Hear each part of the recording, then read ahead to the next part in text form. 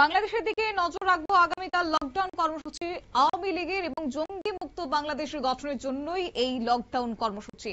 অবশ্য বলতে হয় যে বাংলাদেশের সাধারণ মানুষের কাছে তারা আহ্বান জানিয়েছেন। ছাত্রলীগ নেতৃত্বরা সংগঠনের সভাপতি সাদ্দাম হোসেন এবং সাধারণ সম্পাদক শেখ ওয়ালি আসিফ ইনান জানিয়েছেন আগামীকাল ইউনূসের বিরুদ্ধে গর্জে উঠবেন বাংলাদেশের সাধারণ মানুষ।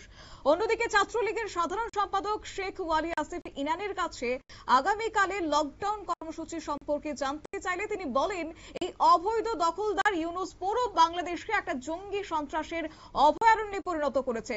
তাদের হাত থেকে বাংলাদেশের মানুষ এখন মুক্তি চাইছে, আর এই জন্যই বঙ্গবন্ধু কন্যা শেখ হাসিনা এই লকডাউন কর্মসূচি ঘোষণা করেছেন। শুরুতে শোনাবো যে সংগঠনের সাধারণ সম্পাদক শেখ ওয়ালি আসিফ ইনান কি বলেছেন।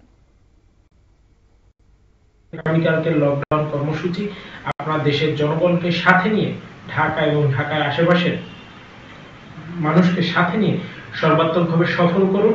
নিশ্চয়ই আমাদের বিজয় সুনিশ্চিত, সত্যের জয় হবেই। এই অবৈধ অসাংবিধানিক ফ্যাসিস্ট সরকার কিছুতেই বাংলার মানুষের ভাগ্যের নিয়ন্ত্রণ হতে পারে না। বাংলার জনগণের ভাগ্য বাংলার জনগণের নিয়ন্ত্রণ করবে এবং বাংলার জনগণের সাথে বাংলাদেশ আওয়ামী লীগ, বঙ্গবন্ধু কন্যা দেশরত্ন শেখ হাসিনা ছিল, আছে এবং থাকবে। জয় বাংলা, জয় বঙ্গবন্ধু। দখলদার ইউনূসের বিরুদ্ধে এবার গর্জে উঠবেন ছাত্রলীগ। ছাত্রলীগের সভাপতি সাদ্দাম হোসেন তিনি আজ বলেছেন, এই আন্দোলনই শেষ নয়। যতক্ষণ পর্যন্ত এই সন্ত্রাসের গডফাদার অবৈধ ইউনূসকে সরানো যাবে ততদিন পর্যন্ত বাংলাদেশের ছাত্র সমাজ এবং মুক্তিকামী জনতাকে সাথে নিয়ে আন্দোলন চালিয়ে যাব।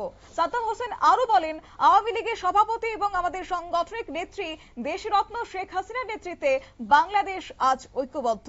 শুনুন তবে সভাপতি সাদ্দাম হোসেনের বক্তব্য। লকডাউনেই কিংবা এই মশাল মিছিলেই শেষ নয়।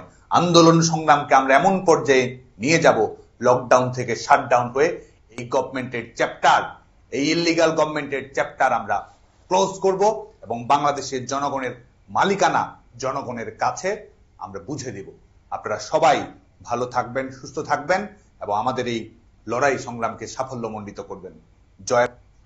ঢাকামুখী এখন আওয়ামী লীগের কর্মীরা আগামীকালের এই লকডাউনের উপর নজর রাখছে এখন আন্তর্জাতিক গণমাধ্যমগুলো। নিয়ে নিচ্ছি ছোট্ট একটি বিজ্ঞাপন বিরতির সঙ্গে থাকুন।